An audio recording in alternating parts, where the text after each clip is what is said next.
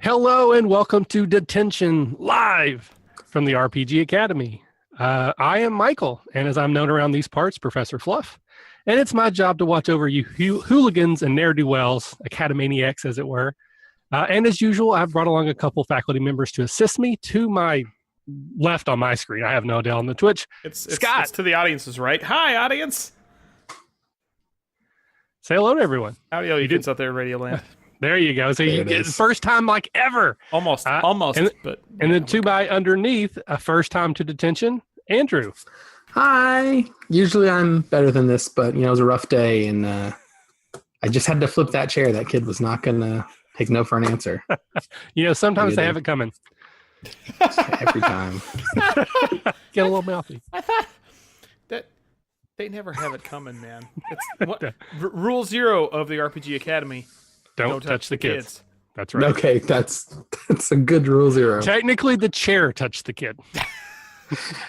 Yeah, there was no It was like contact. touched by proxy. It's still. I mean, we know why you're here. Exactly. So we're going to start as we always do, and that is with extracurricular, and that is where we talk about things that are going on in our lives when we are not in these hallowed halls of the academy. Scott, I'll start with you. What's been going on in Scott's world? I can see why you asked that. It's because of this wonderful pearly tan sheen, this almost sunburnt glow that I have, indicating that I've been out enjoying the fair spring weather, maybe by the beach, maybe with a pina colada, perhaps with my Speedo on. But no, I'm wearing my Speedo here at home and grumpy about it because my car broke down in the middle of the road on my way to lunch.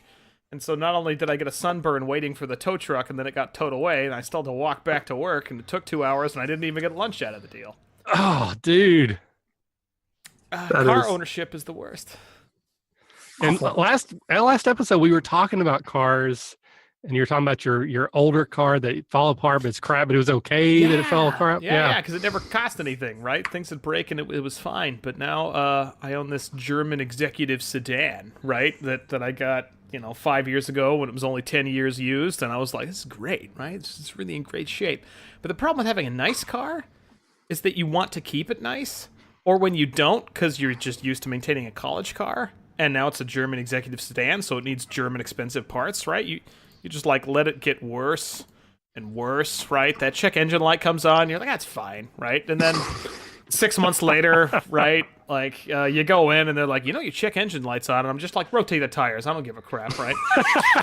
And then finally, after a few years of the check engine light constantly being on, even though you take it to your local Idaho mechanic, and he's like, some of the codes that came out of this aren't in the book. I don't know what they are, and I'm like, just reset it. I'm tired of the light. And then when you pull the right out of the thing, the light comes back on, and you're like, stupid. So anyway, I put $8,000 into it in the past 2 years. Oh, and it's broken again.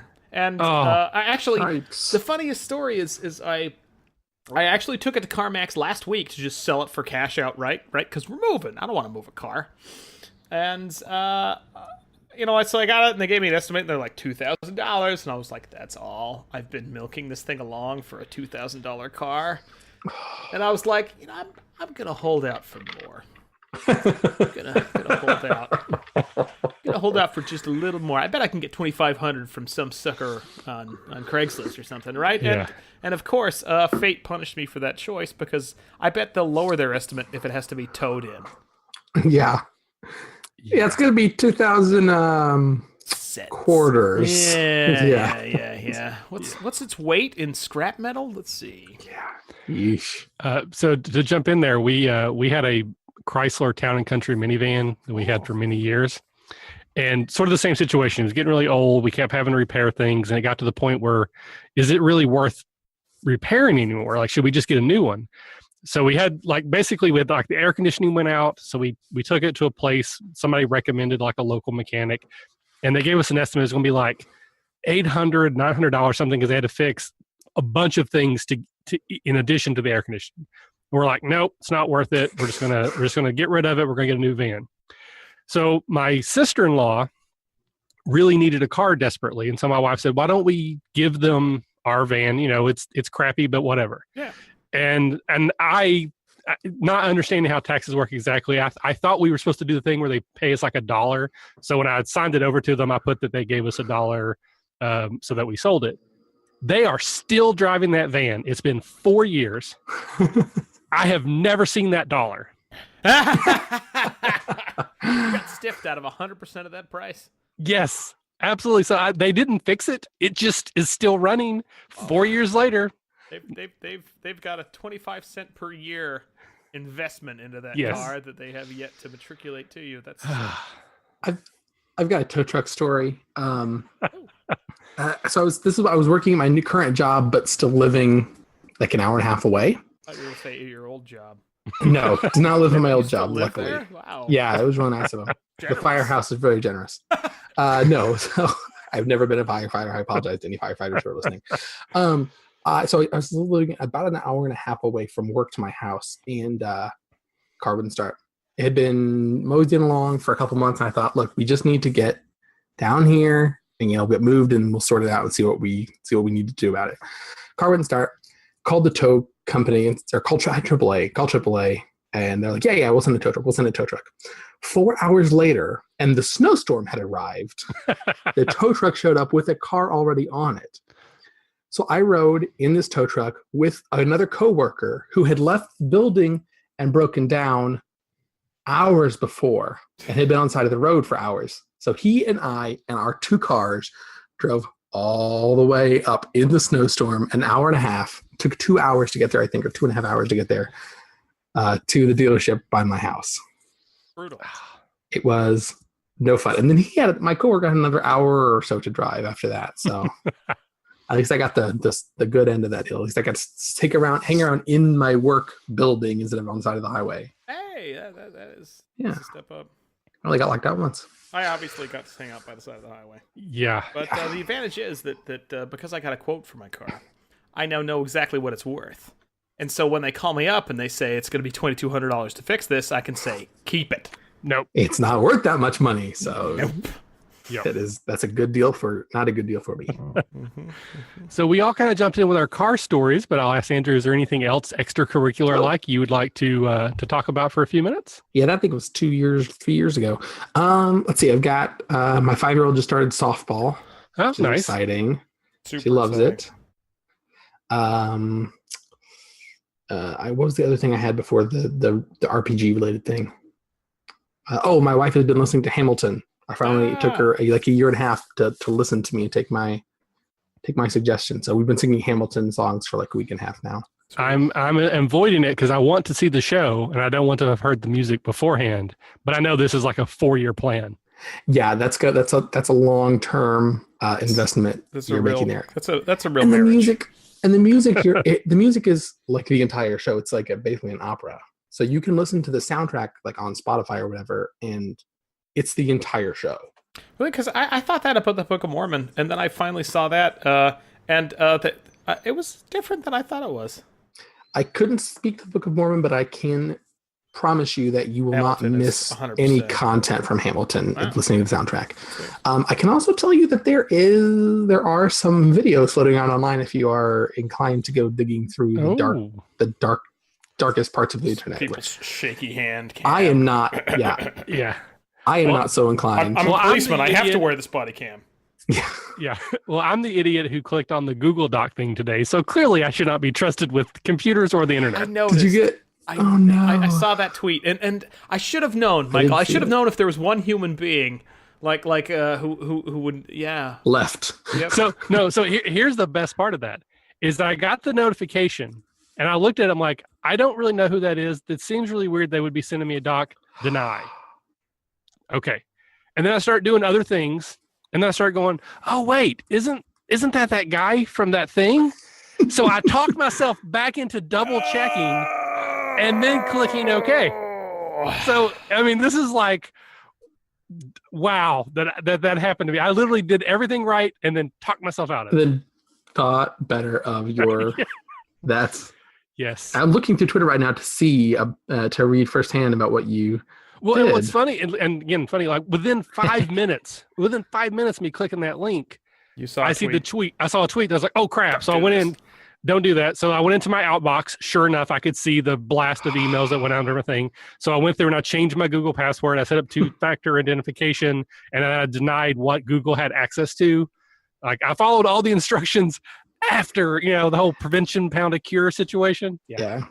12 or so pounds of prevention after the fact. Yes. So the other interesting thing that I had that is kind of RPG related is that I participated in the 200 word RPG contest. Oh, which nice. Was super duper fun. And I'm now addicted to making really short RPGs again. Yeah, well, very cool. Blast. So this is an actual contest, like there will be judging and you could win stuff? Yes, yes. This is the same contest that the Terrible RPG came from, right? Potentially, there are not many 200 word RPGs out there, so I'm going to guess yes. I think he ended up at like 2:15 or 2:38, and also was over the deadline. But hey, I remember that story. To make something good. Yeah, he made it, and then he missed the deadline, but then he released it. So that's cool. Yeah, Terrible RPG is good, but it's got real prizes. Like the top 3 picks get a whole stack of stuff, but among them is like professional graphic design, layout, and something for like their game. So very cool. Yeah. Here's one for you. How do we vote for you, or is it judge based? Oh no, I wish. Yeah, it's judge based. We've got some good people on. Last year, so who are the judges, and how do we tweet at them to bias them? I wish it had been. The last 2 years, Cat Cool was a judge. I know, so cool. So I know, and it feels like so tangential that like it made. Now where I am now, I like one person away from knowing Cat. So I feel like I was so close. But this year, it's like I know Brent Newhall kind of, but that's the only person I really. Well, I know at least 2 of the people here running Detention are going to RPG Acadicon. Just gonna have a little more of this, and yeah, I'm drinking root beer, so like, we didn't do what you're drinking. Yeah, and I guess the last of that comment was gonna be that if you wanted to meet Cat Cool, get that hookup, that very cool hookup. Yeah, I don't know that she's coming this year though. She's tough to schedule these days, huh? Well, the Metatopia is the weekend before, and I know that was really rough on her the year before last, and then now there's PAX Unplugged the weekend after. So it's not a no, it's a maybe not, probably likely. It's a soft.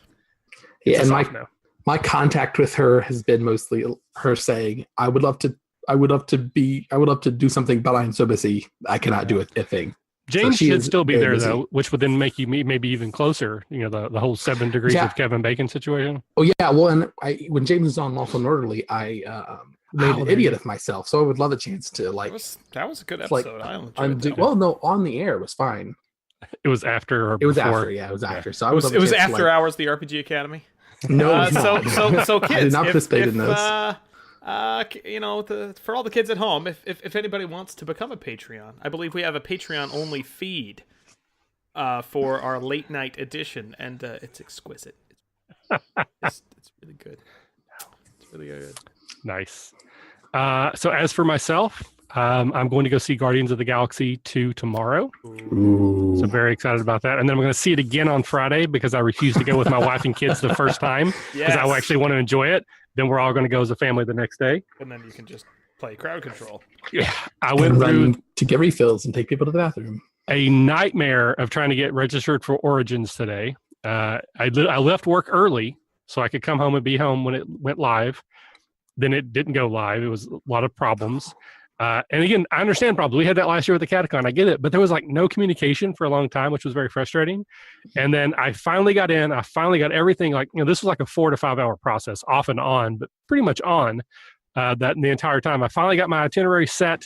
I go to pay for it. It won't let me pay for it. I tried like 20 times. And I've already been having all these problems. So I decided it was part of the same issue. So I just kept trying. Finally, I saw someone had tweeted like a post they had put on Facebook that said, because of all the problems we're having, we're just shutting it all down. We're going to fix it. We'll relaunch on Friday. Shut it all down. Yeah. So if you've already registered, you're still registered. Anything that's in your itinerary is still in your itinerary. So I don't have to redo that. But that's why I couldn't pay for it, is basically the system got shut down after I filled my schedule. And then with that, I signed up for Airbnb. I've never done that before. Hopefully I will not be murdered by someone. But I was having trouble with the hotel. And the cost was really high because we thought we were going to have like 5 or 6 people again, because that's what we've had every year. this year, like no one else can go. So all of a sudden I'm on the hook for the entire bill. I'm like, oh, that's, this was, I thought 5 people were going to split the cost of this. So I found an Airbnb within like a short bus ride or taxi cab or rent for less than half of what that was going to be. Yeah, So Airbnb's an incredible thing. And then I also clicked on a Google Doc thing today. So that's been my couple days. Yeah, I'm thinking as good as your luck has been on this Google Doc and this Origins thing, like maybe booking an Airbnb was not the wisest move.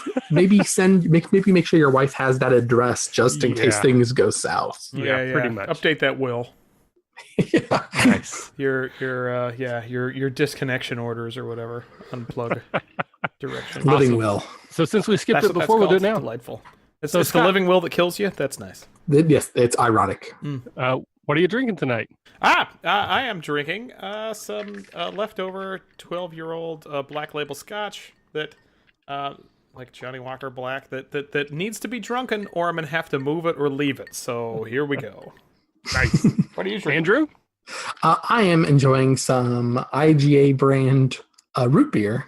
This is 79 cents out of this Captain America tumbler. So Nice. Very cool. Nice. I had 2 L8s already today, so I decided to skip it tonight. I'm drinking some H2O out of my X-Men Apocalypse commemorative giant cup from the movie I theater. feel like I need nerdier cups. Excellent. All I have is my like a- laser etched RPG Acadicon. My RPG Acadicon laser etched tumbler glass. that's For the finest of drinking connoisseurs. yeah, that's technically much nerdier because it's a small run and it's got a smaller following. So it's technically like several orders of magnitude nerdier. That's like a collector's item. There's only a few of those in the world. I was going to watch as Scott dropped it on camera just now. For a second. I thought for sure. Awesome. All right, so we're getting ready to transition, which means it's time for 10 things. Sweet. Scott, Oh, do you boy. want to kick us off on 10 things? Sure. All right. Michael. 10 things that are the surprise about the MacGuffin at the end of the dungeon. It's not the destination, it was the journey the entire time. What? Ding, It's actually you from the future. ding. There was a secret door at the very beginning. Had you got into it, you would have already been out of the dungeon. Ah. Ding, It's a death trap. Everything you do, death trap. ding, It's at Barnes & Noble. 5. ding, Gelato stand. 6. ding. The Secret to Happiness, 42. Aw. Ding. That's almost a good reference. Yeah. Except that you Close. botched it. Yeah. Close. Yeah, pretty much. There's a book that tells you your future. Ding.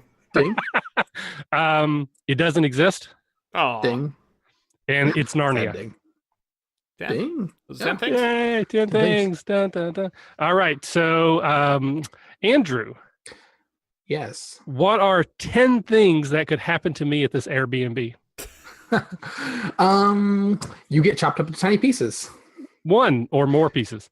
Yeah, well, yeah. So, you go to Narnia because that's like going to be a recurring thing I've Yep. noticed. 2, You get miseried, break your ankles, make you write a book. 3, Yep. You get recruited into a 2-man 4-act play. awesome. 4. You fall in love. Aw. Ooh, sultry. You fall in hate.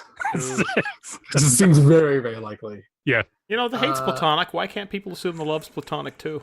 Yeah. I mean, yeah, it Well, can I've be always romantic wondered. love. That way Val won't be mad. As You mad. you learn a very important and special lesson. 7. You meet Rob Schneider. Oh. 8. You meet Rob Reiner. Ah. 9. You are served as meat to Rob Schneider and Rob Reiner. 10. Yay! Those were 10 10 things. Okay. All right, that- and Andrew, you asked Scott. the worst. Yeah. So Scott, what are 10 things you would not be excited to see through the shower curtain as you were getting out? Someone playing that Hotel Bates movie. Ding. 1. Let's see. Psycho. Myself getting into the shower curtain, and it turns out the water travels through time. 2. Ding. And either of my parents nude. Oh, My entire house on fire. Goblin who's stolen my firstborn. 5. The Infinite Abyss. 6. To see that the bathroom is drifted out to sea. 7. That I'd accidentally sprung oil. 8. To realize that the shower curtain has in fact I brought new Econo model and it's water permeable, and so there's just water everywhere. 9. And to find out that there's an extremely quick growing mold. 10. Those were 10 things. Yay! Those were 10 things. Awesome. All right, we're going to move into used books. And this is where we discuss an old campaign that one of us ran that has died, perhaps spectacularly. And like any good used book, we're going to check the margins for some notes and see what we can learn and maybe do better next time. Andrew, since you're our guest, do you have a campaign you could discuss? I do. I have an interesting one. So this is actually... We'll be the judge of that. Okay, well, that's fair. I have a one. It's very recent. It was just a couple of years ago that I ran this one, and then didn't. So it was my wife and 2 of our friends who are now married, and me, and I was obviously the DM. They each obviously. I don't play. I don't get to play. I get to play once a week now, most of the time. So it's that Andrew. He's not a player. I'm not a player. Okay, so yeah, so they each sort out the character and got stuff going, and everybody. I tried to do like a session 0 where I got everybody contribute a piece of the world, which is the first time I've gotten to do that, and it worked out pretty well. The 2 players who are not my wife or I were both authors, so they both immediately, like after the first session, went home and started writing like novels about their characters' backstories, like actual novels. Yeah. So we played, I don't know, probably 6 sessions. It was going pretty well. They started off level 1. They were playing like 3.5. They were tracking down magical gems, jewels in the wild, and were being hunted by gnomes they killed one of them, killed a gnome with psychic powers by accident, and they were being hunted by these gnomes. Oops. Yes, and there's also an organization of like ninja kobolds who are also trying to get the magic gems. Mm-hmm. So this is the point at which one of my 2 friends comes to me and says, "Hey, can you tell me what's going on in this story so we can keep writing? Like, we want to write more about our characters. We know that the books are going to diverge, but can you give us like, can you give me like anything to go off of?" Sketch. And I was like, "Oh my gosh. Can you storyboard this for us?" Yeah, that's exactly it. She's like, I just, it's okay if you can, or if it's okay if you don't want to give too much details. So we ended up talking about it, and I gave her like some going forward hints and stuff, and they started writing. But the way I run games is every session I rewrite everything that I had prepared. Of course. And so like every session I have to replot the entire campaign, because everyone always goes so far off the rails that it just, there's no like, I will happily plot the campaign every week. Archduke Ferdinand can't possibly be assassinated now that he resigned from his archdukedom and moved to Australia, and he's like got a band going, and now the other players are in his band. It's a whole different story. Like, this is no longer going to be a different alternate history of World War I. It's just going to be alternate history Archduke Ferdinand. Yeah, we're going to call it the Ferdinand of the monkeys. Yeah. Yes. So hey, we're the Ferdinands. The campaign eventually, we did some crazy stuff in this campaign, which I can talk about in brief if there's good opportunity. But the campaign eventually died just because the story they wrote was so much more satisfying. No, I wish. I still have not seen the story. But they ended up moving cross country. Yeah, it's a shame. And so they don't have internet where they moved? It's Scott, it is so hard. I am surprised that I'm able to participate in online RPG Academy things, because it's so difficult to do schedule gaming online. Things. Yes, and scheduling thing is a mess. So the campaign eventually died, kind of at a disappointingly climactic section 2. Like, there was time travel involved in this campaign, like back and forth. There was like a Dumbledore like character. Like, so the thing was, this wild area was like an ancient empire. And so they were traveling back in time to like the month or the week or whatever that the empire was like falling. Like, this catastrophe was coming, and they had traveled back in time to that moment. and they were going back and forth. In fact, the time travel started with a library, and I had plotted out the library map, and just then on the map in like hallways had marked a line across the hallway and said, if they cross this line, they are in the same building, but it is now like 1,000 years in the past. And I, anytime they accidentally crossing the line 3 times because there was like a staircase you'd put in the basement you forgot about somehow. And I counted very carefully to ensure that they would return to the present no matter what when they left. Good. But they went back to but they ended up, that was a blast because they time travel is so great, and if you could contain it like that, it works really well. Yeah. But they ended up going back in time again, and like they were going to tour the whole country. It was like had all this. There was like a huge battle with this giant like elemental monster. I had all these like elemental artifacts set up. I'd introduced like a recurring villain who they kept letting escape. Like they just kept letting him get away because he was obviously a bad guy, but he was no threat to them physically. He was a kobold, and they were like, I think one of them was a half giant or something, and they were all bruisers and wizards and stuff. So they were not at all concerned about this guy. And so he kept like talking his way out of it. Say, look, I know you don't like me, but here's what I can do for you. And he kept talking his way out of it. And when he'd give them something, then he'd get away. So it was great. Like I've never gotten to really, it's like it was a recurring villain. We had like high stakes. There was time travel that was working effectively in the story. Oh man. I know. There was a lot of moving parts that were working. Yeah. You ever think about taking it up with different set of players? I mean, one of the players obviously is still probably, really close at hand.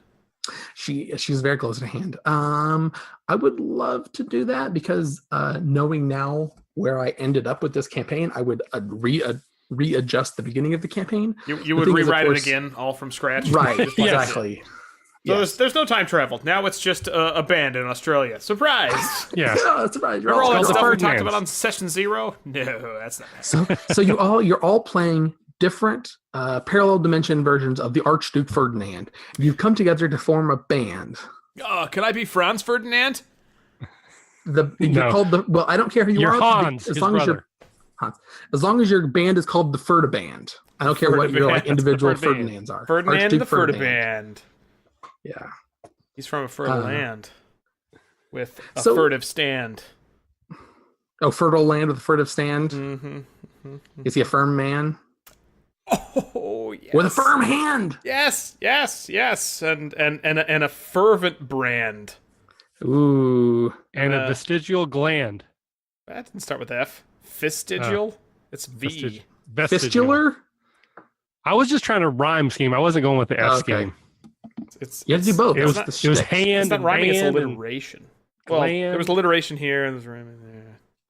Assonance. We had assonance and alliteration and rhyming, actually. That was a complex layered game that we blew up. Thanks. That we ruined immediately. It was like a meta story on what happened with your game. You had all these moving parts and then just got destroyed for some reason. Destroyed. So are we supposed to pull useful stuff out of was these it campaigns? Destroyed by the moving, or was it destroyed? It really was. It really was destroyed. So the lesson learned is don't let your friends move away. The thing is, my wife and I are cursed. People who befriend us move away inevitably. I'm so every sorry. I'm so sorry, Andrew. It wasn't my fault. I feel like I owe you an apology because I knew I had this curse. I know about this curse. We have tracked it multiple times. The last city we were living in Indianapolis. I made a bunch of friends at my new job there 3 or 4 years ago, whatever. God, 5 years ago. Oh my gosh, whatever. Time flies when you're getting old. So I made all these friends. They worked out well. We were also friends with Tina. We were friends with Ezra. I'm like, this is perfect. We're all friends. We did a whole campaign, actually. We managed to finish an arc. It was the happiest I've ever been with D&D up to that point. And then 2 of them moved to Chicago. We're like, that's great. And then one of them moved in with us. I'm like, this is great. It's fun. Then she moved away. And then we moved here and made a bunch of friends. And then they moved away.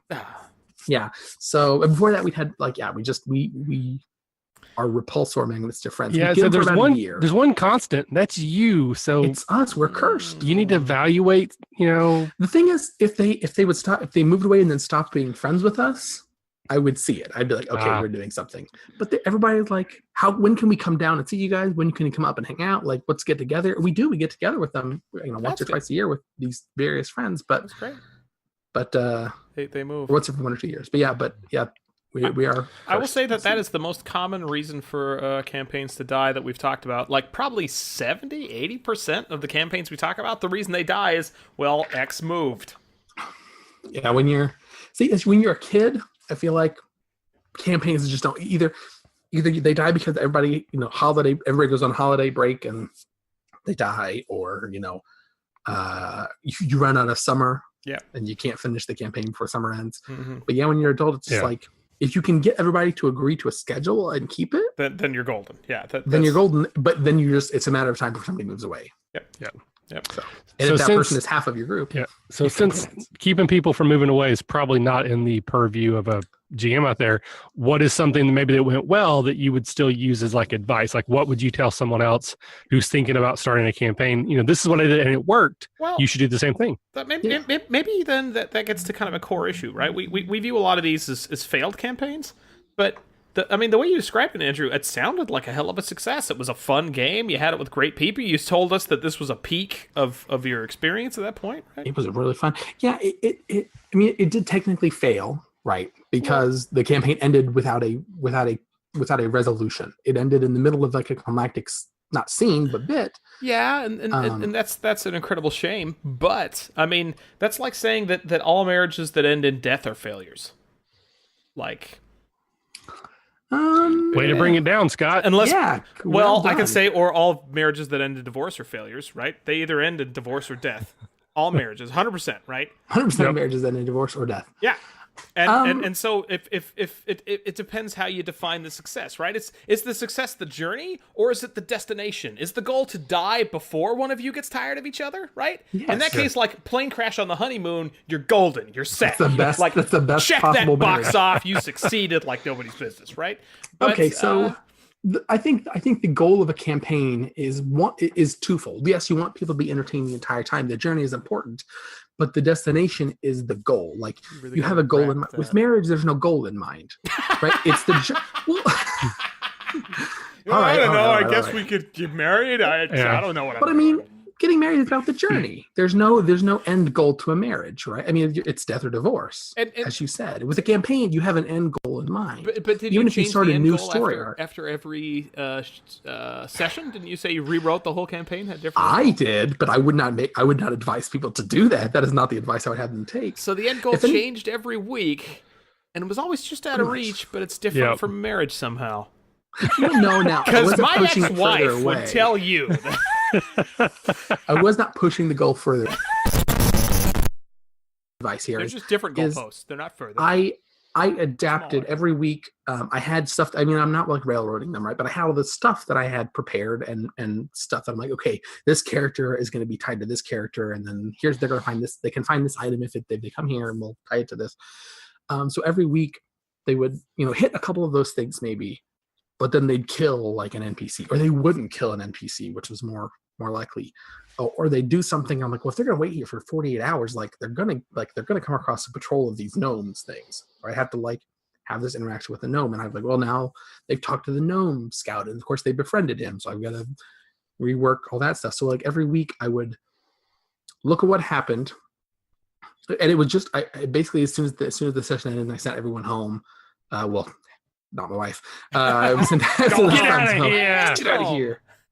Yeah, we sent our friends home, and we'd clean up, and then I'd sit down and look at my notes, which I had none of. Basically, I'm terrible at taking notes. I'd write stuff down and just say, okay, here's what happened, and then over the course of the next week, I'd compare what happened with all the stuff I had prepared, and I'd say, okay, so they have all these gnomes. They are still being chased by the gnomes, but now I have to they're not going to have this big gnome fight next week because there's no reason to. They've had a wandering encounter and they befriended those guys, and so I guess the advice would be to be willing and ready to adapt your campaign after every session.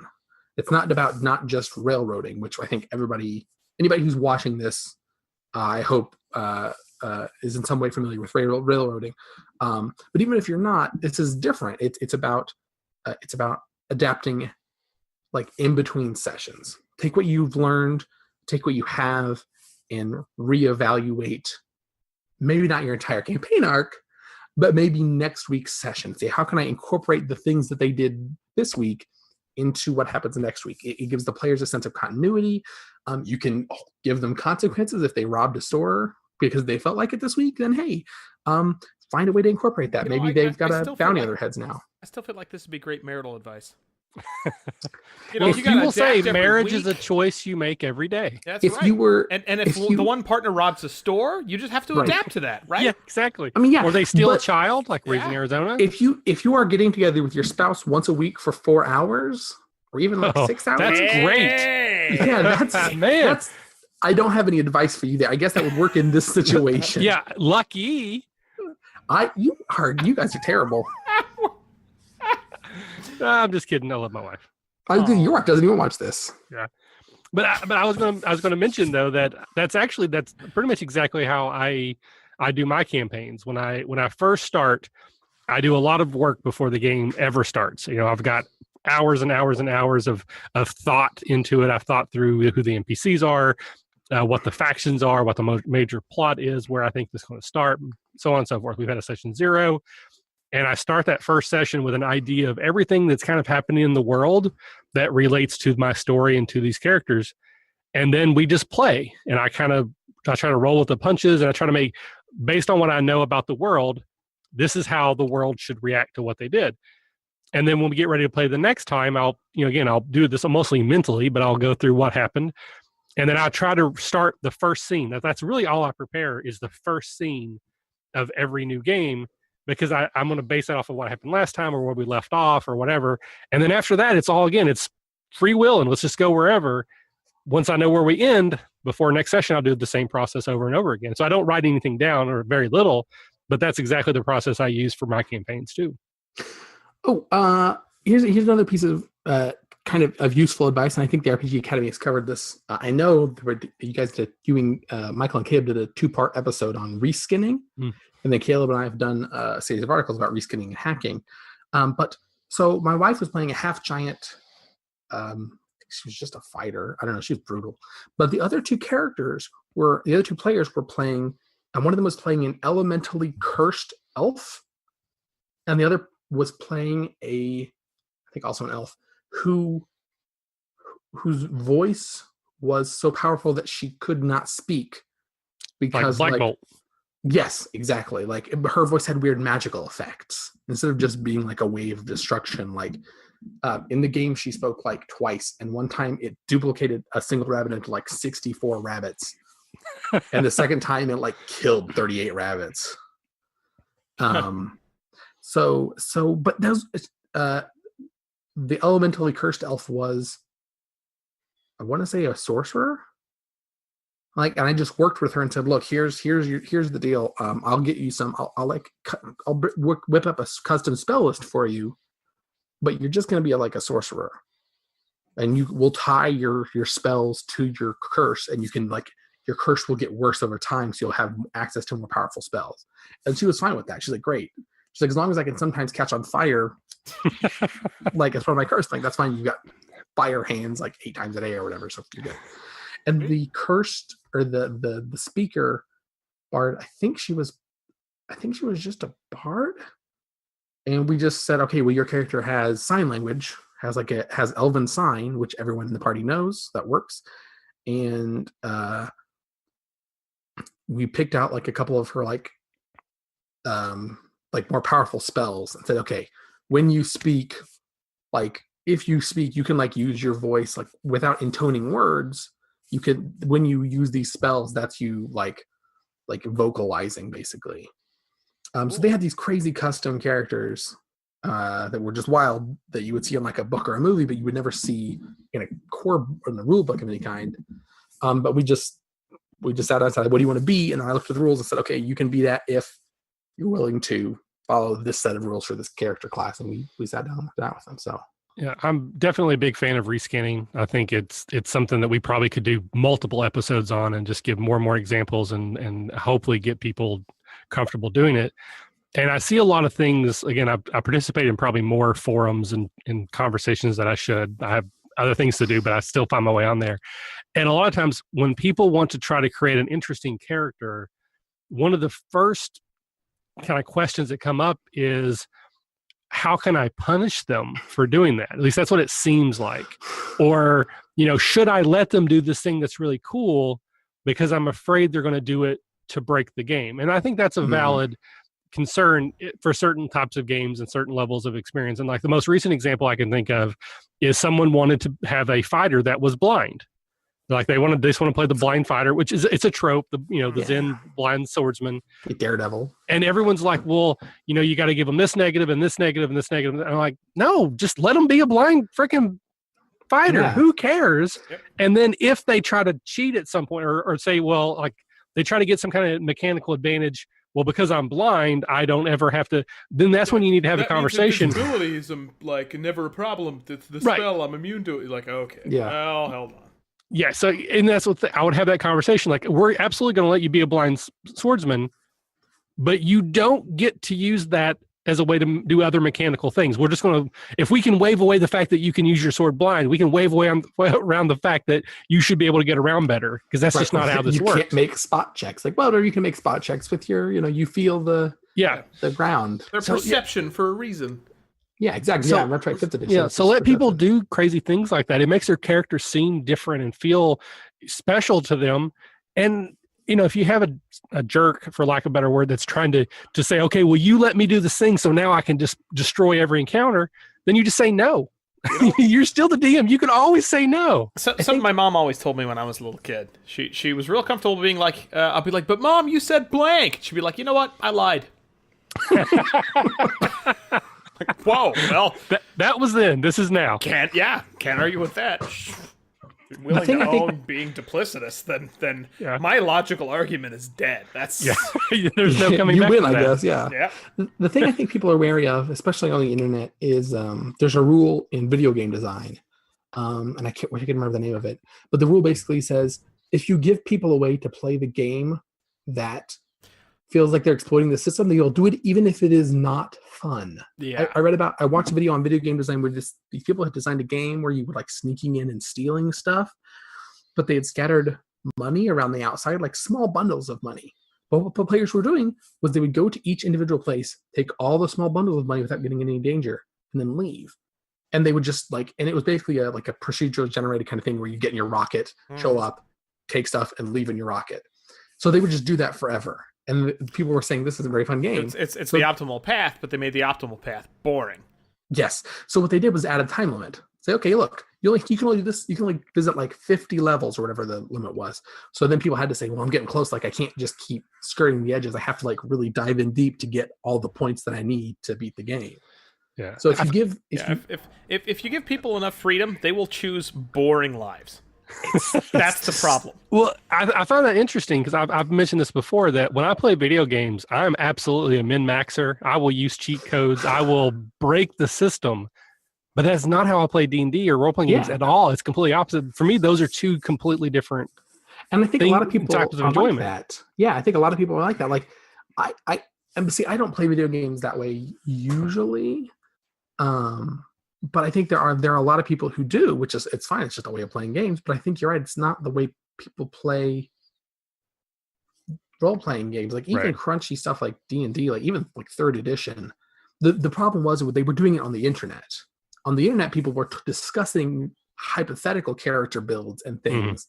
And so on the internet, you can. But what about Pun? Like you can't play 3rd edition because Pun is ruined. Like it's ruined that entire edition. Like, well, no, you can.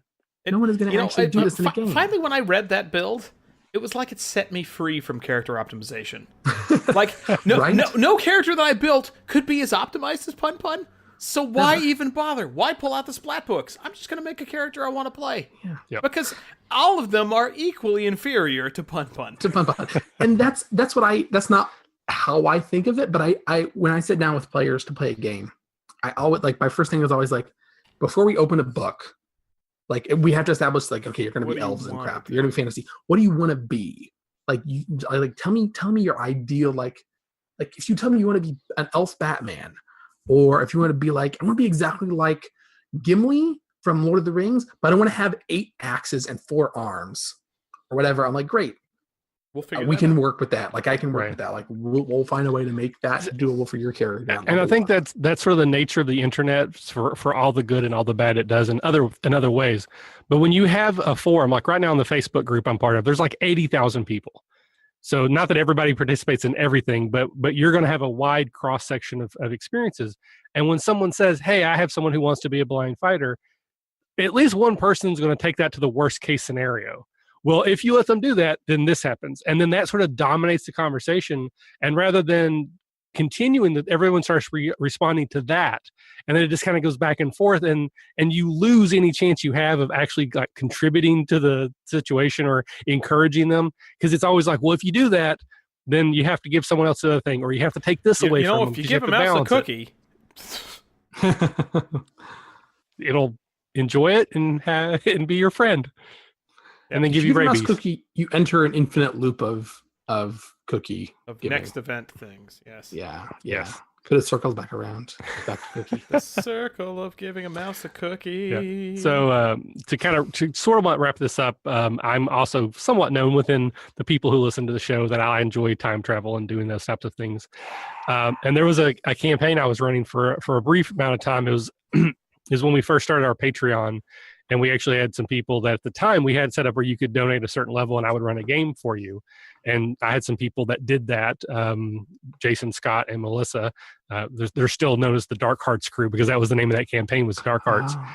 And there was some time travel there and we didn't quite get to it, but I found it very interesting that there was a central mystery I started the game with. I think we played 4, 5, 6 sessions. It went on for a while.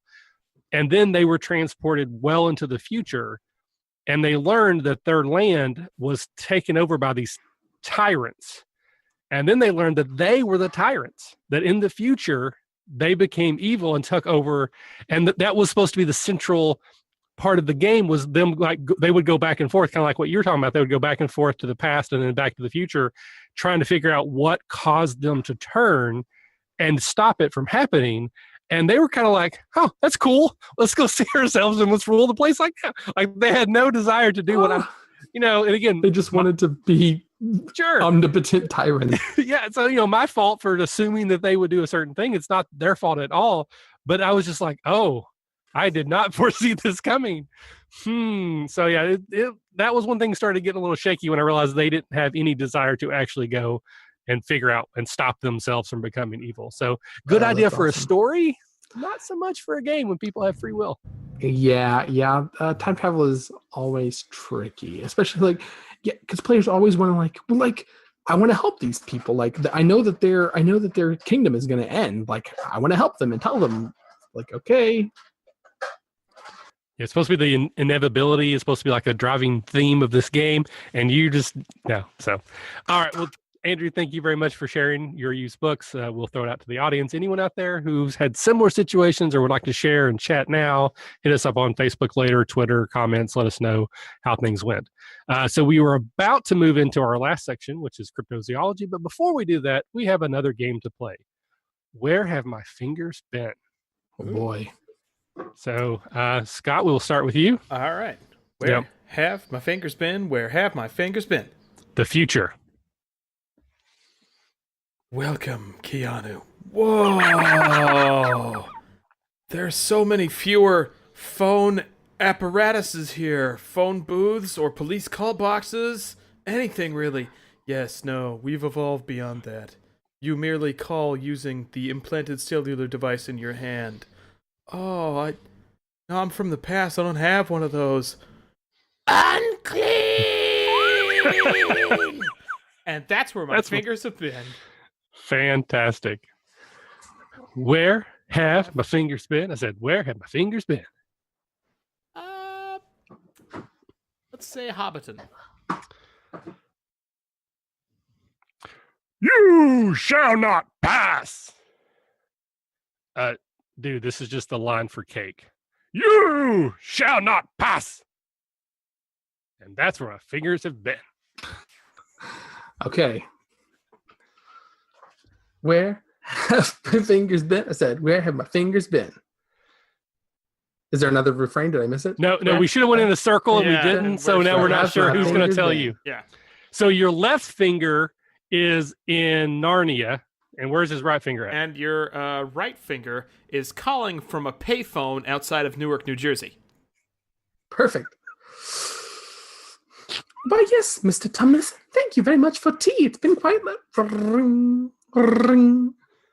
Oh, hold on a second. Yeah, can you hear me all right?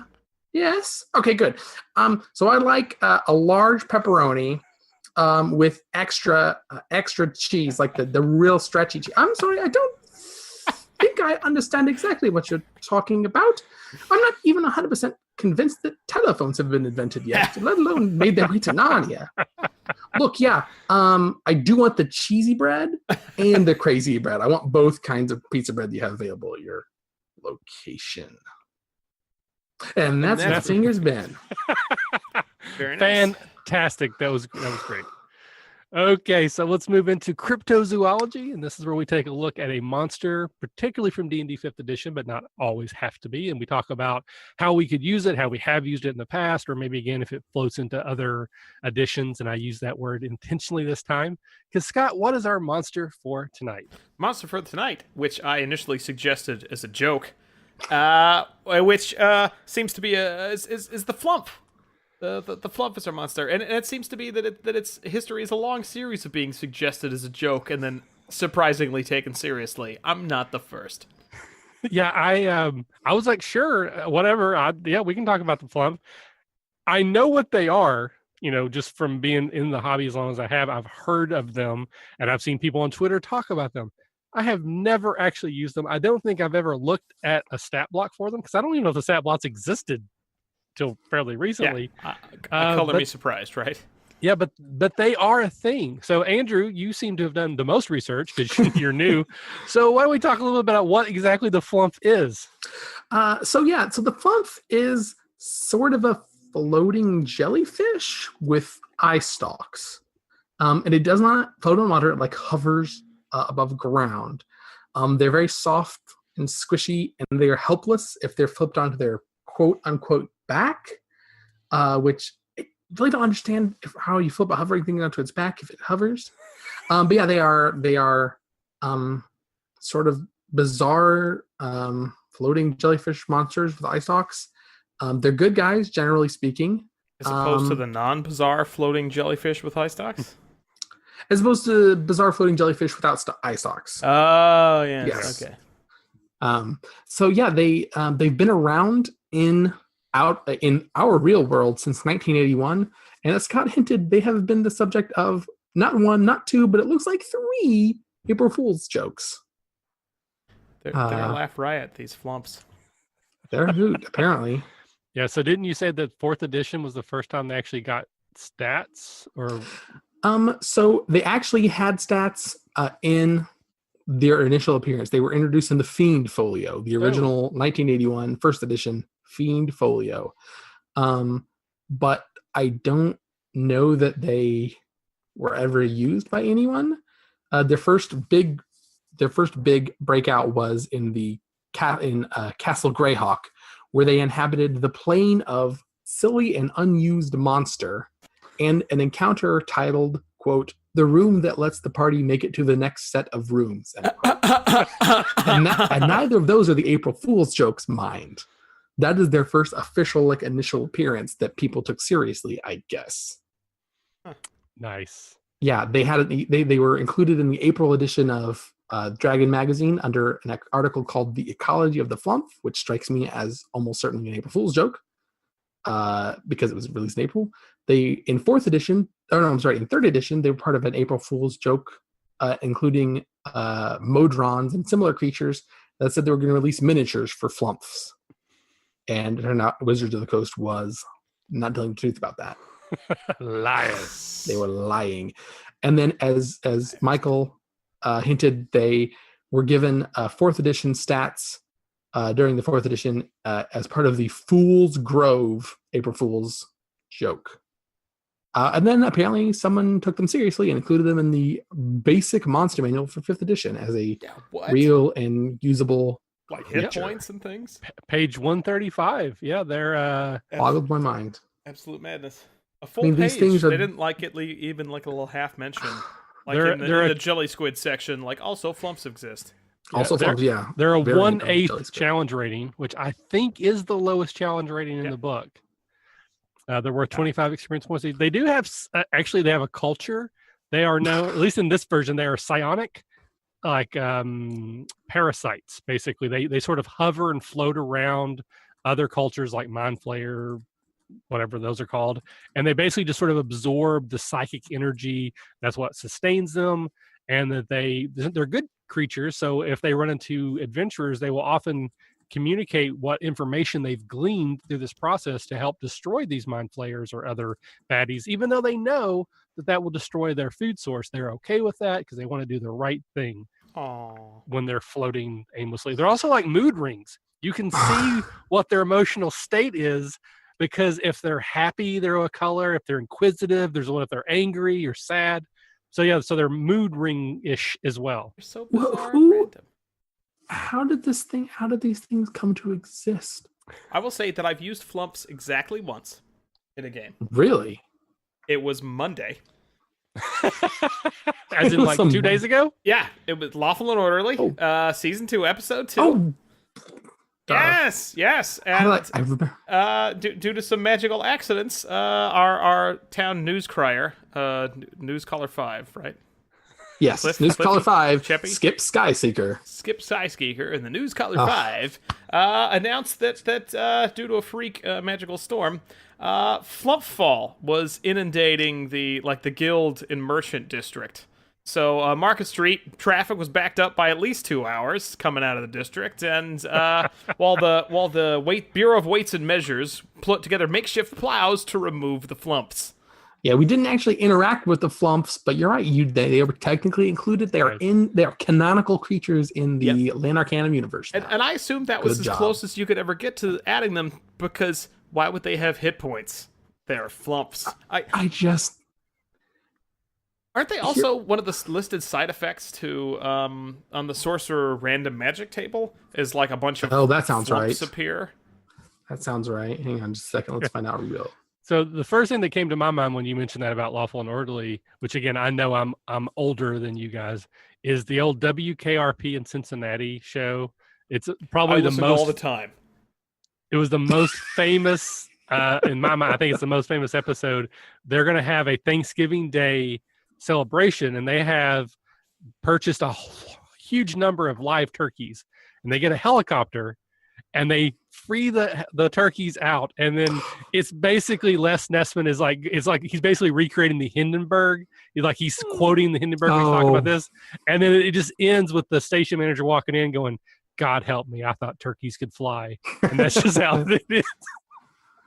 So it's just all these turkeys just falling to their deaths out of a helicopter. So for the one person watching or listening who got that reference, thank you for your work on that episode of this show, because no one else literally will get this reference. Yes. God help me, I thought turkeys could fly. Seriously, that episode is alone is worth watching. It was amazing television. That's awesome. Actually, what was it? What was it called? It's called WKRP in Cincinnati.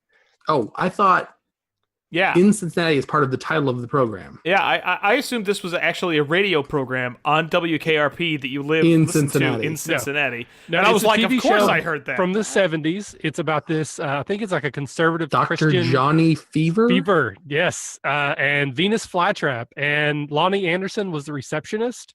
Basically... Sounds like the casting call list of names for a porno. Venus it's on Hulu.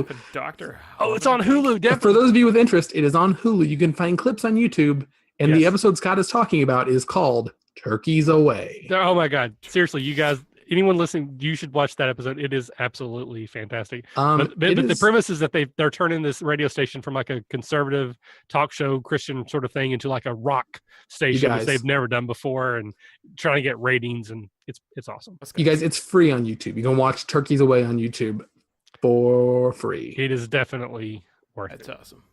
All right. That's wild. Very cool. Oops. So in the real world, the first thing that came to my mind is using the flumps as a puzzle. because I have several puzzles I've used before that involve colors. So you could do something with the colors and like, okay, well, this one's angry and this one's one sad. off and make this one happy, and then you get through the door. Like there's some way that you use the color coding as a way to navigate a puzzle. So you have to or offend them by learning facts that would then you'd walk to the next one and get all offended or something. They're 65 feet apart, so they're or tickled. Ooh, that's a funny joke. You'd like read a funny joke, then walk next to it. Or maybe there was a puzzle where you had to flip one on its back, so it got stuck. Yeah, so that its tentacles would tickle the underside of a much larger and more dangerous beast, who would then move out of your way. Well, no, I thought it was like Shirley Jackson's The Lottery. Like you pick one flump and turn it over, and everyone else just has to watch it. Oh God! Until it dies. Oh no! These are lawful good creatures. They would not do that. But they do have a stench spray. Bad. Is that a real thing or is that a bit? That's a real thing. Yep. Once what? a day, They have a stench spray? In 5th edition, they do. Why would you? That doesn't make any sense for this creature. Like, nothing why not about like an them ink makes sac? any sense. or like bioelectric shock. Like they're jellyfishy creatures. Give them some sort of like Stench. aquatic. If you were making a joke creature, this is the creature you'd make. Of course, it has a stench spray, so you can draw fart clouds coming out of it, right? That's where the name comes from. Is the sound they make as they around. Oh my God! Yeah. No, they float. Yeah, that's their name. Is the sound they make as they move around. This. The flump is a gentle creature. You see now, as it uses its flatulence to propel itself through the briny deep. Truly, a tear comes to my eye as I watch. In fact, the most beautiful thing weep. I have ever seen. Truly one of God's most beautiful creatures. Which God? Yes. Tiamat's Baylor. most... Bahamut.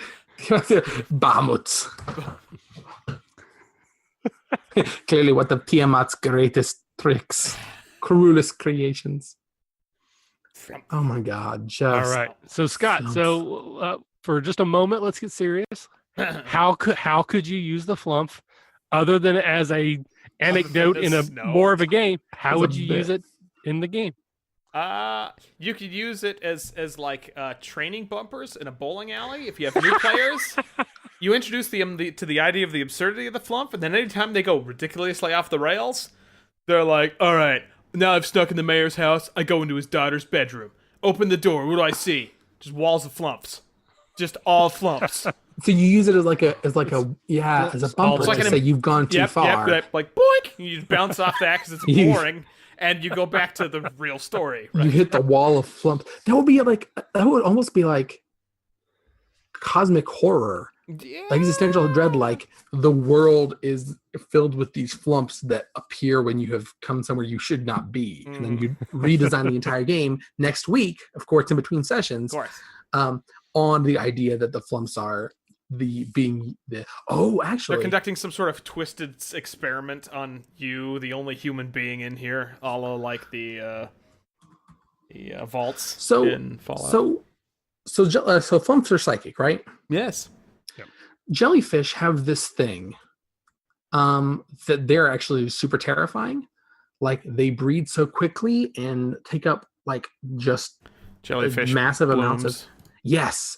So what if you had a flump bloom that was being compounded and controlled by some sort of malevolent psychic power? So you have like an illithid or a aberrath or something, and it's got this like cushion of flumps that it sort of controls and moves around as one great horde of psychic. Well, it's and almost because like they're psychic, it can maybe project outwards with them. Jellyfish have stingers, right? Maybe this psychic creature can use these to like refract its psychic attack. Use these to like psychic. Before you went there, I was thinking it was a trouble with Tribble situation. That would also be good. But again, it's like a joke. Yeah, but they're not dangerous, but they just keep breeding. There's more and more and more of them, and you have to find a way to do something. But they're lawful good creatures, so you can't just kill them. So what do you do with 1,000 Flumps. That'd actually be fun. But again, like I feel like that's a great concept. I would play that session, but it's still a joke a bit. Like the Tribbles is like the funny episode of Star Trek. Like the whole show's a goof, but it's the goofiest of the. So basically, you're thinking of taking some sort of evil creature that can almost like a prism refract their own energy through this mass of flumps and increase their power and like shoot Star Wars level psychic laser beam Death Star.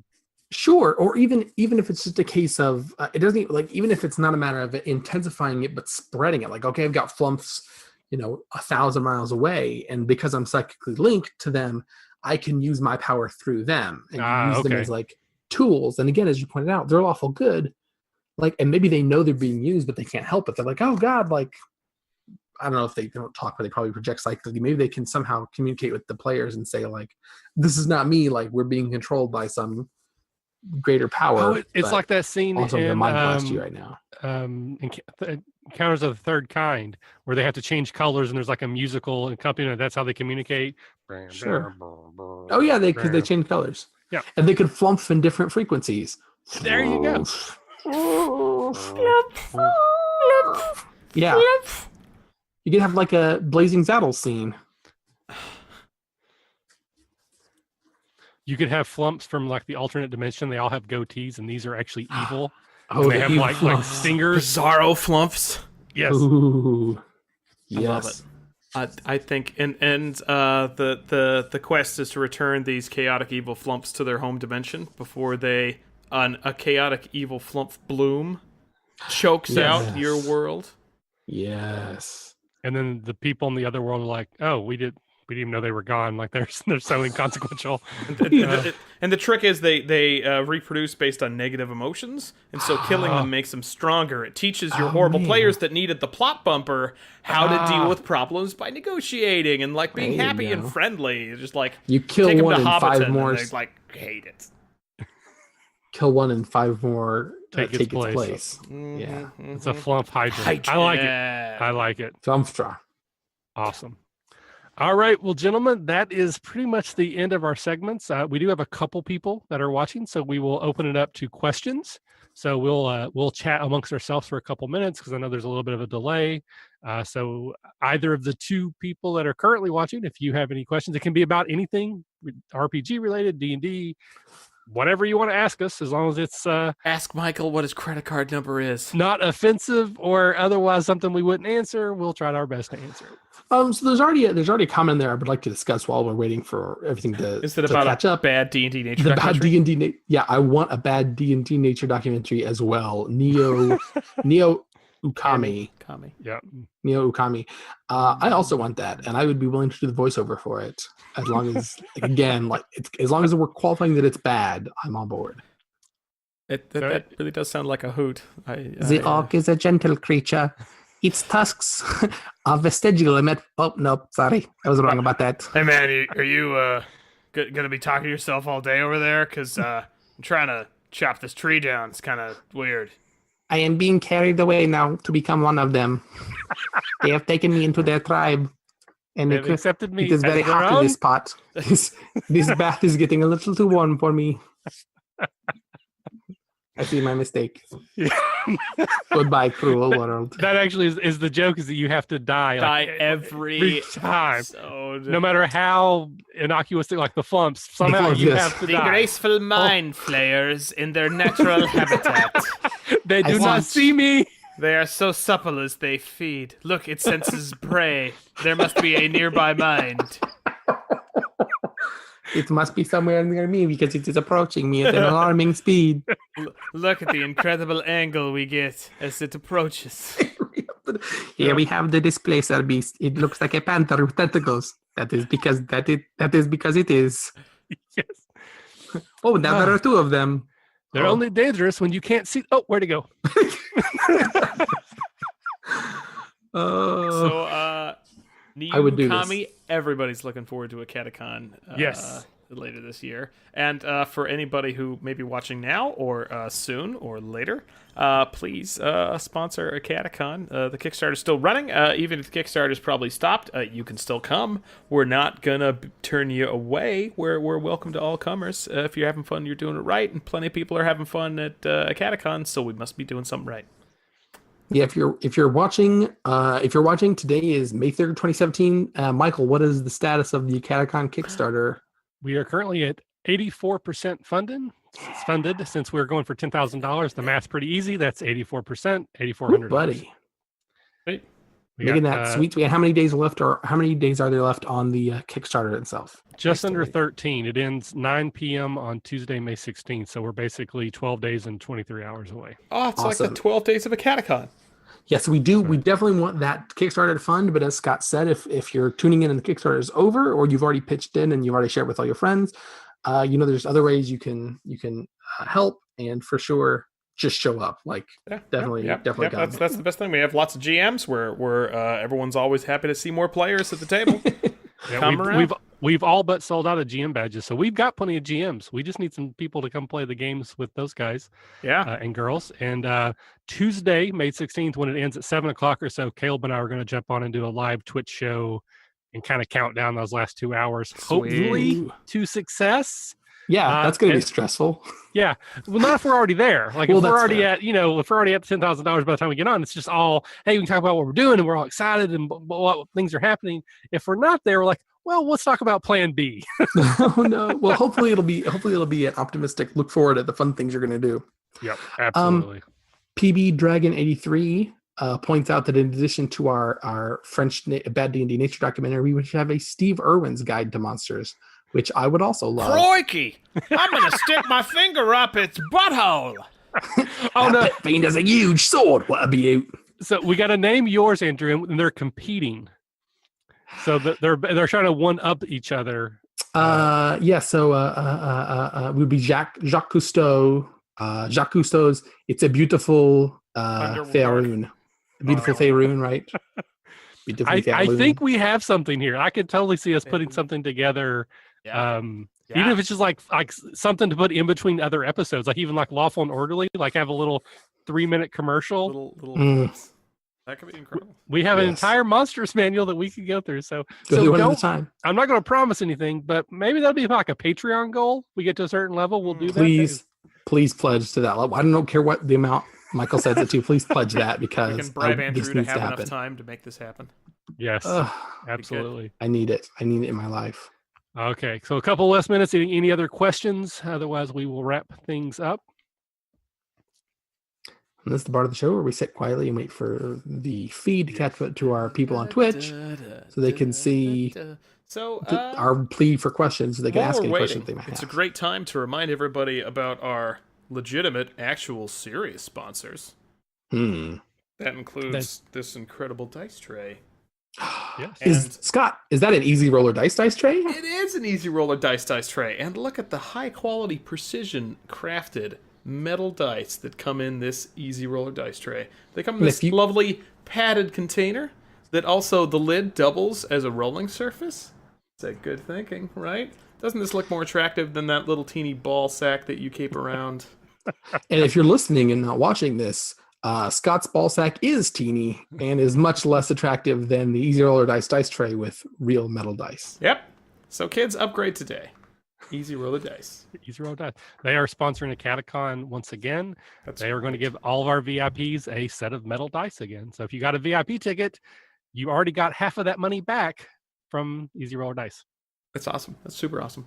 Yeah, very excited. So we do have a question from PB Dragon 83 who asks, in the category of favorite town adventures / encounters for a low-level party, what's the most fun? What's the most fun you've had, I should say? Easy for me. I think I think I mentioned it last week that I think it's the starter set for 5th edition. Because it had just enough rules and pre-gen characters that all had just enough background. Like, It was a real easy ramp in. The very first adventure is just a simple dungeon that kind of works and has some different directions and surprises. And then it kind of expands out a little bit into some light political intrigue, some light magical stuff. And then there is a dragon. There's some ridiculous payoff at the end. The dragon you're not supposed to be able to defeat. I think it has a lot going for it. Does it have a town section? Because I'm wondering if PB is specifically okay. Because I'm wondering if PB is specifically asking about in town shenanigans. Yeah. So that's the political most intrigue. of it. I mean, it's called the trip to Phandalin or whatever. It's all about Mines of Foundelver. Yeah. So it's really about taking this caravan to this little town of Phandalin, and you spend most of your time in that town. You do outskirt things, right? The first adventure is before you get to town, and then most of the rest of the adventures involve town and leaving town and coming back to town or the immediate surrounds of town. And I think when I ran it the first time, we added a lot more intrigue than was necessarily in the basic adventure about the gang that was in town. The players did that mostly themselves because they chose not to wipe them out to the man. They negotiated and did some stuff, and so that was pretty easy to let that drag out for a few more sessions and make that pretty exciting. So and there's a lot of balance. There's NPCs that work with that want to escape and then live to fight another day, and that's fun. So I think there's enough meat there to make a good town adventure. They have the whole town diagrammed and buildings and stuff. Interesting characters like rumors and stuff that you get around town. It's a really rich, detailed, fun time. I had a lot of fun with this one game we played where there was some mystery revolving around the guards. Someone was arrested or found dead, and there was some question, and then it turns out the guards that were there ended up dying, and the policies went there, and there were some roof ninjas that were involved. I seem to remember this. I seem to recall. And then those roof ninjas hurt the players enough that they had to go find Batman's secret cave in his basement, and then they woke up and the house was on fire and full of skeletons. Yeah, that was a lot of fun. Yeah, I really enjoyed that. Good times. I've heard conflicting reports on that one, but we'll take Michael's word for it. I had a lot of fun. I have an adventure that I've never gotten to run that I wrote for a contest like 10 years ago now.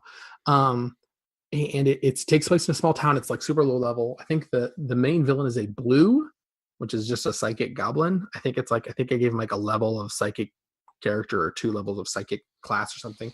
And basically the whole town is under the thrall of this goblin, but it's all by suggestion and by charm. None of it is actual domination or enthrallment. So you really do have to worm your way around the town and sort of befriend people. Because everyone under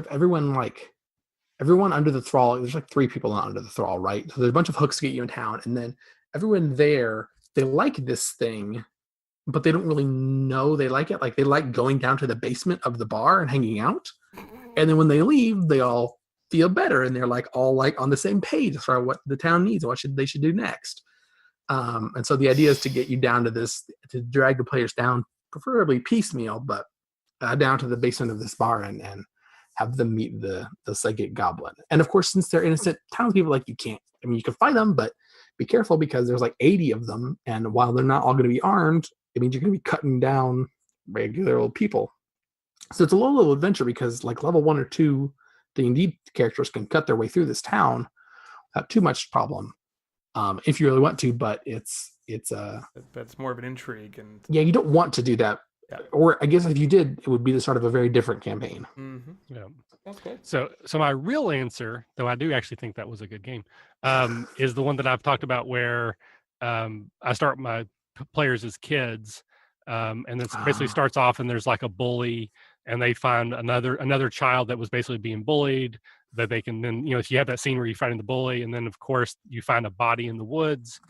When you find the body, there's wolves that come, they're trying to eat it. So you have this really low level fighting off one wolf. Then you go into town and you're trying to tell the townsfolk, hey, we just found this body, but there's a stranger in town. And because of the stranger, basically they won't listen to you because you're kids. And after a while, you realize that the stranger is assuming the identity of the body that you found. So you now know that person's actually the one who killed that person, but no one's listening to you because you're kids. So that campaign that I've ran a couple times where you start with kids, that's how that always starts. And again, that first session is a lot of fun. Just haven't been able to figure out how to keep it going yet. Yeah, I heard you talk about this before. It's a It's a bit of a pickle.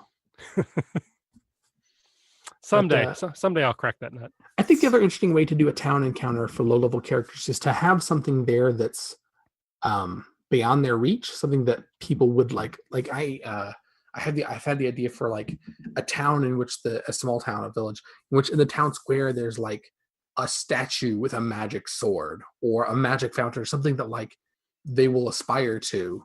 Like, I gotta have this. Like, I gotta earn the right to get into this fountain, or I've got to go find the cup to get it. Like, whatever it is that they're adventuring for the goal of getting enough stuff to come and partake in this thing, and then take it away as soon as they get it and come back to town. Take it away from them. Like, they get back to town and the sword's been stolen, or the king has granted the one wish in the magical fountain to someone else, and then they have to like deal with that. And if it's stolen, like, you can have them chasing around town. But the thing is, it makes a really hateable person. Like, whatever the character you make the villain of this, they're going to hate that character forever, because they took, not only did they take the thing that they wanted and worked hard to get, but they took it right before they got there, and they probably took it by some sort of nefarious mean. Like, the king just like, I don't know, he seemed like a nice guy. Oh, I bet I was charmed. Like, I bet I was the magical influence of this individual. So there's an idea that I have. I haven't figured out how to make it work yet, but I've just been ciphering on it for a while. And I really like the idea, but again, I haven't figured it out. So maybe someone listening or one of you guys can figure out the details for me. But essentially, the players would start in a town that they're not from. I think that would work best. And when they show up, everybody's just being like super rude to each other. And like, there's a lot of people that are basically like getting into fights and they're challenging each other to duels. And through the course of the role play, you learn that this is like kind of like a holiday where today is the day where everyone can be honest and say whatever they want. And tomorrow is the day of forgiveness and everything will be forgiven. So there's all these duels that are basically tomorrow at noon, we will fight, but no one ever has to fight. So the idea is the players would get in on this and like have some fun and like either lie or maybe they have actual issues between each other. They get into it. And then something happens. And this is the thing I can't figure it out, where the next day doesn't happen, or like whatever is supposed to trigger the day of forgiveness is gone. Oh yeah. So now they have a time clock. We have to bring back the thing, or we have to go get the thing, or all these people are going to fight. And some of us might be involved in that. Oh yeah. It's gotta be a magical effect. It's gotta be like a town-wide zone of truth. So you can't lie. So the PCs have to tell the truth and get themselves into trouble. Or like a magical item that's like a zone of amnesia afterward or something. Well, so all of a sudden, what happens in Vegas won't stay in Vegas? Well, the two things that I've been working on, I've had some other people helping with it, is that there's almost like a flower that blooms, and it blooms on the same day every year. And there's something about the fragrance that just kind of calms everybody. And then that flower is gone or it dies. Or there's also like a phoenix, almost like an animal that dies and is reborn. And that's the symbolism, but then it doesn't come back. So it dies. It just dies, and they're like, well, now we got a duel. Yep. Maybe there's a they use some sort of magical pact thing, like a Geas quest stone, and they all make wishes on it, and it needs to be refreshed every year. And so every year, any promises you make on it on the last day don't count. They're non-binding. And so everyone just bullshit, like, wishes it to death because that shit's fun, right? You're right. And then it doesn't reset. The next day you're like, oh god, I have a Geas quest to duel you, and you, and you. And marry you. And you. And you. So Neo Ukami said in the chat here, mentioned a priest doing invocations to pardon people. I like the idea of like it being a divine thing. So like so you have this 23.5-hour time period from midnight on one day to like 11:30 on the next day, or sunrise to sunset, or whatever kind of cool thing you want to do, where everybody has to tell the truth, and you have all these, exactly, proposals and duels and fights. And then at the end of the night, maybe this order of priests goes throughout the town, and they sprinkle the holy water on everyone's door. And I like the idea of it being a calming influence, like you said about the flower, Michael. And maybe their supply of holy water is taken. Maybe the priests themselves are found like dead the next day. Maybe they're missing. But I definitely like the idea of this being if not religious, like a magical thing that the people do. They know that, like, they have this agreement with this monastery or this church or this cult or whatever that says, look, you can come and do your magic once a year, and whatever they get out of it, whether it's charges some spell for them or something they can have, and we're going to take advantage of it in order to like get air our dirty laundry and our grievances and stuff. But then one year they just don't come around, and so everyone in the town is furious and has duels with each other, and yeah. But I guess you have to find a way to keep them in too, because you want to trap everybody in the town so that they can't just, because your PC's just gonna like, well, we're leaving. This is it. We're done. Right. But again, but everyone in town will be dead. And I mean, if they want to make that choice, I guess. But actually, I do like the idea of it being like, because I could think of some sort of like cultural thing or religious thing where the priests, part of their job is to siphon that negativity off, and so they encourage everyone on this day, be truthful, be honest, be negative, like be mean to each other, whatever, and we will come in and we will take all of that away and we will destroy it. Neokami suggests priests dedicated to a god of minor grievances, which is hilarious. It's Festivus. Oh my god. On a more, I like that. I like the idea of god of minor grievances. Deity. I was gonna say on a more serious note, based on Michael's comment just now, there's I listened to the Adventure Zone, which is a hilarious and serious and amazing D&D podcast, not affiliated with the RPG Academy. Yeah, they should be so lucky. Yet. Yeah, right. Yet, yeah, sure. There's a one of the adventure arcs in that particular podcast. The characters, when they like speak negative, when they say something negative, like, and energy leaves them. And like that energy is being siphoned and used. So maybe this priesthood is not so, like, they encourage this because they're siphoning the energy maybe for bad reasons. Like maybe they're siphoning it in order to complete a spell.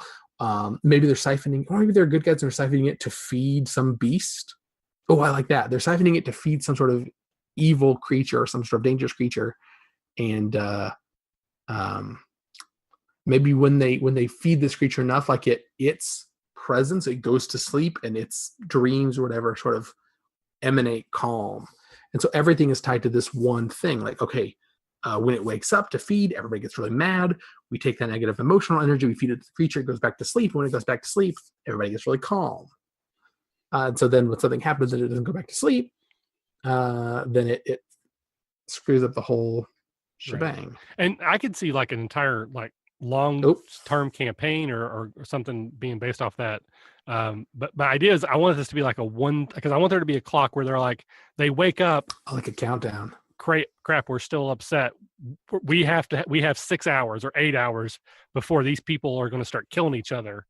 Okay. We have to, so again, I don't disagree with that. I think that's sort of making it like a bigger thing that you could do a lot with, but I think that's almost more of like a story or an arc or a campaign than just a funny, this will screw with the players a little bit. Yeah. So you're thinking of like a session, yes. A one session bit where they show up in this town on the way to their big adventure, and it's like a Star Trek. They get embroiled in a thing, and by the end of the session, they figure it out. And leave, it's a little bit socially high-minded, but in the end, the cowboy still comes to the native people's culture and saves them all because they're not capable of saving themselves. So was it really a cultural lesson? Really? Yeah, maybe let's not have that. Let's leave those connotations out. But yeah, no, I think that's good. I think in that case, it really needs to be it needs to be some sort of magic shtick that goes awry just enough, and that. Yeah, the people are like, well, I don't know if we could find the flower is a good one. Yeah, if we could find the sacred orb and replace it, that then priest everything would quit. be fixed. He was tired of this. I don't know how we're going to talk him. Or the priest could just be drunk. The priest is so drunk he can't do the right. They have There's to not sober. enough coffee. Yes. So, it's the mortician, Michael. It's the mortician that's kidnapped the priest because he's tired of like everybody pre-orders their caskets and then he starts building them and they cancel, and he's out materials. Yep. There you go. So awesome. All right. So any last questions? If they're not already in the queue, we'll go ahead and close this up because we're getting at an hour and a half here. Preparing undead below the temple. Yeah, people are bragging about how awesome their players are. Yeah. Well, good. I think we're good. Awesome. Well, thank you, gentlemen, for joining me. Thank you to everyone that was watching tonight. Neokami and the one with the numbers and letters. PB Dragon 83. That one. Anyone who's listening now or in the peanut butter dragon future, thank you so much. Don't forget to go check out a Catacon. And until next time, this has been Michael. And this is Andrew. And we will see you next time. All right, we got to do the wave out. Bye. The awkward bye. Is this an RPG Academy tradition Always, now? Yeah, because I'm so bad at editing them. This is all I got. Bye, everybody.